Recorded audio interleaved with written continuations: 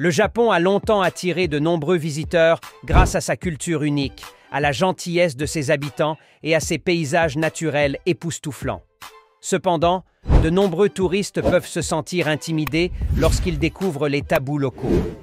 Quelle que soit la raison de votre voyage, tourisme, études ou travail, il est essentiel de garder à l'esprit les règles non écrites à respecter pendant votre séjour au Japon. Le saviez-vous? Numéro 10. Pas de tatouage.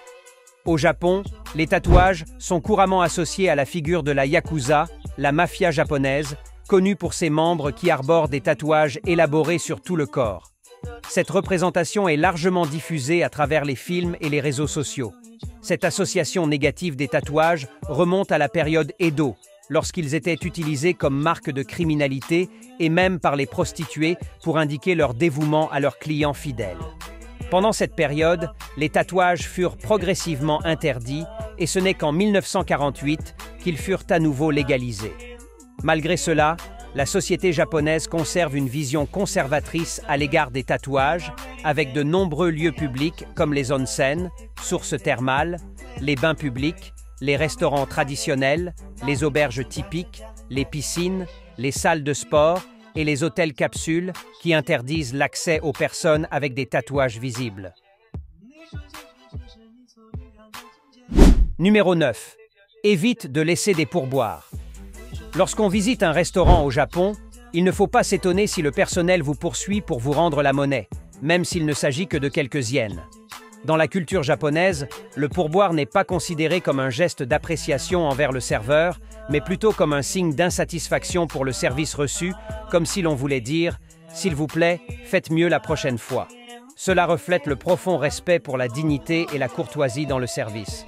Les Japonais croient que le prix payé inclut déjà un service de qualité, il n'est donc pas nécessaire d'ajouter un pourboire. Cela fait du Japon l'un des rares pays où le service est offert sans attendre de compensation supplémentaire. Cependant, il existe des exceptions comme le tip origami, un petit cadeau qui exprime gratitude et encouragement au personnel. Ce geste reflète la beauté de la culture japonaise, qui préfère exprimer l'appréciation à travers des gestes significatifs plutôt que par de l'argent, en reconnaissant la valeur des valeurs intangibles plus profondes. Numéro 8. Interdiction de travailler trop. Bien que cela puisse sembler incroyable, cette loi a été introduite par le gouvernement japonais pour protéger la vie des travailleurs du pays. Alors que la plupart des gens ne souhaitent pas passer trop de temps au travail, le Japon connaît le phénomène inverse. De nombreux travailleurs travaillent sans relâche jour et nuit, allant jusqu'à l'épuisement et, dans certains cas, à la mort.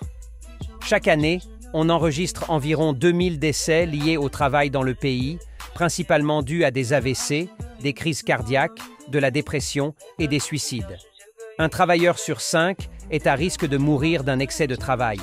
Cette culture du travail excessif a ses origines dans les années 70, lorsque les salaires étaient bas et que les travailleurs cherchaient à maximiser leurs revenus. Pendant le boom économique des années 80, bien que le Japon soit devenu la deuxième économie mondiale, la pratique de travailler de nombreuses heures par semaine s'est maintenue. Avec la crise économique et financière des années 90, les entreprises ont commencé à se restructurer, augmentant la pression sur les employés pour qu'ils fassent des heures supplémentaires afin d'éviter le licenciement. Cette culture a conduit au phénomène du karoshi, c'est-à-dire le travail jusqu'à la mort. Numéro 7. Les femmes ne sont pas autorisées à visiter les lieux sacrés. Bien qu'elles représentent la moitié de la population mondiale, dans certaines régions du Japon, les femmes sont considérées comme impures et ne peuvent pas visiter certains lieux sacrés. L'un des exemples les plus connus est le mont Omin, également connu sous d'autres noms, où un ancien temple reconnu par l'UNESCO comme patrimoine mondial est interdit aux femmes depuis des siècles pour préserver sa sacralité et prévenir toute contamination. Bien que la discrimination ait diminué aujourd'hui, les règles restent inchangées dans de nombreux endroits, comme l'île d'Okinoshima, également reconnue comme site du patrimoine culturel mondial, où les femmes ne sont pas autorisées à accéder. Ces interdictions ne sont que des exemples parmi une série de restrictions que les femmes japonaises doivent affronter, démontrant qu'en dépit du haut niveau de développement du Japon, il existe encore une discrimination de genre significative. Numéro 6. Les nombres tabous. Le numéro 4. Les nombres tabous sont une tradition présente dans de nombreux pays du monde, y compris au Japon. Dans la culture japonaise, le numéro 4 est évité en raison de sa prononciation similaire au mot « mort ». Cela conduit à considérer le numéro 4 comme porteur de malchance, et de nombreux Japonais cherchent à l'éviter en adoptant diverses stratégies. Par exemple, certains bâtiments n'ont pas de 4e étage numéroté comme tel, mais utilisent des alternatives comme 3A ou 3F. Cela peut surprendre les visiteurs étrangers qui cherchent le 4e étage et ne le trouvent pas. De même, le numéro 9 est considéré comme malchanceux au Japon en raison de sa prononciation similaire au mot « souffrance ». Cette superstition se reflète également dans l'évitement de numéros de chambre comme le 9 et le 49 dans les hôtels japonais. Tandis qu'aux États-Unis, le numéro 9 est souvent considéré comme un chiffre chanceux et parfait, au Japon, il est associé à la malchance. Numéro 5. Cadeaux interdits. Les cadeaux sont considérés comme un rituel fondamental dans la vie quotidienne des Japonais, avec environ 70 occasions annuelles pour échanger des présents, y compris le Nouvel An, les anniversaires, les mariages et d'autres célébrations significatives. Cependant, il existe des règles strictes sur ce qu'il faut éviter de donner en cadeau. Il est absolument interdit d'offrir des objets liés aux numéros 4 et 9, considérés comme tabous en raison de leur association avec la mort et la souffrance. De plus, il est déconseillé d'offrir un peigne, car en japonais, le mot pour peigne, kushi, sonne similaire à des termes négatifs. Les images de renards, les articles en verre ou les couverts sont à éviter car ils portent malheur ou peuvent symboliser la rupture des relations. Enfin, il est strictement interdit d'offrir des chrysanthèmes et des fleurs de thé, des fleurs utilisées lors des funérailles au Japon, car cela pourrait être perçu comme une offense, entraînant des réactions négatives de la part de la personne et de sa famille. Numéro 4. S'asseoir les jambes croisées. S'asseoir les jambes croisées, bien que commun dans de nombreux pays, est mal vu au Japon.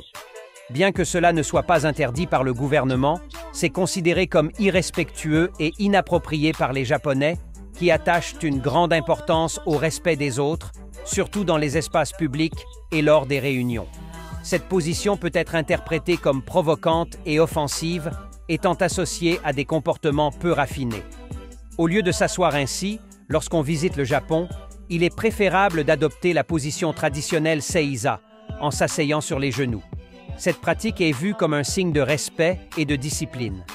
Cet exemple souligne l'importance de comprendre et de respecter les normes sociales et culturelles du pays hôte lorsqu'on voyage ou vit à l'étranger, favorisant une meilleure intégration et un plus grand respect des traditions locales. Numéro 3. Céder sa place. Au Japon, il n'est pas courant de céder sa place aux personnes âgées dans les autobus, bien que le pays soit réputé pour sa courtoisie et ses règles sociales précises. Il existe des compartiments prioritaires pour les personnes âgées, les femmes enceintes, les enfants et les personnes handicapées dans les transports publics. Si ces places sont occupées, ceux qui arrivent après doivent rester debout. Bien que cela puisse sembler étrange de voir une personne âgée debout pendant que d'autres sont assises, les Japonais pensent que ces personnes ne désirent pas d'assistance et préfèrent rester debout. Au Japon, la pratique de céder sa place n'est pas aussi répandue que dans d'autres parties du monde, par respect pour l'égalité sociale. Ceux qui arrivent en premier obtiennent les places assises, tandis que ceux qui arrivent après doivent rester debout. Si vous souhaitez vraiment offrir votre place à quelqu'un au Japon, vous pouvez agir discrètement en vous levant et en prétendant descendre à la prochaine station ou changer de ligne. Cela permet à la personne de s'asseoir sans se sentir obligé d'accepter votre geste de courtoisie. Numéro 2. Interdiction de fumer. C'est l'une des réglementations les plus débattues au Japon, considérée à la fois raisonnable et déraisonnable. Depuis 2018, le Japon a introduit une nouvelle loi interdisant de fumer dans les lieux publics. La loi vise à prévenir les risques du tabagisme passif et s'applique aux écoles, hôpitaux, agences gouvernementales et autorités locales. Les établissements qui autorisent le tabagisme seront passibles d'amendes allant jusqu'à 600 € et les personnes enfreignant la loi pourraient payer jusqu'à 2 700 € si elles fument au mauvais endroit. De plus, la loi régule également les zones spécifiquement destinées au tabagisme en extérieur. Malgré les bénéfices pour la communauté, il est difficile de comprendre pourquoi le gouvernement japonais permet encore de fumer dans les restaurants, bars et autres lieux publics très fréquentés, causant ainsi des désagréments à la population. Numéro 1. Éviter de toucher et de s'embrasser en public. Au Japon, où le contact physique sans consentement est considéré comme impoli, cette pratique reflète le respect de l'espace personnel dans la culture japonaise. Lors de la visite du Japon, il est important de s'abstenir de toucher les gens, y compris des gestes comme serrer la main, qui ne sont pas bien vus dans le pays. Montrer un profond respect est particulièrement significatif lorsqu'on rencontre une personne de haut rang ou âgée. S'embrasser en public est également considéré comme inapproprié. Bien que cela ait été autrefois sanctionné pénalement, la culture japonaise, influencée par les normes culturelles et les changements historiques, reflète une plus grande modération dans l'expression publique de l'affection par rapport à de nombreux pays occidentaux. Malgré cela, les restrictions sont devenues plus flexibles avec le temps, et bien qu'il ne soit plus illégal de s'embrasser en public au Japon, il reste une conscience culturelle sur l'expression d'affection dans les lieux publics. Notre voyage est terminé, mais ce ne sera pas le dernier. N'oubliez pas de laisser un like, un commentaire et de vous abonner à la chaîne si vous avez aimé la vidéo. À la prochaine!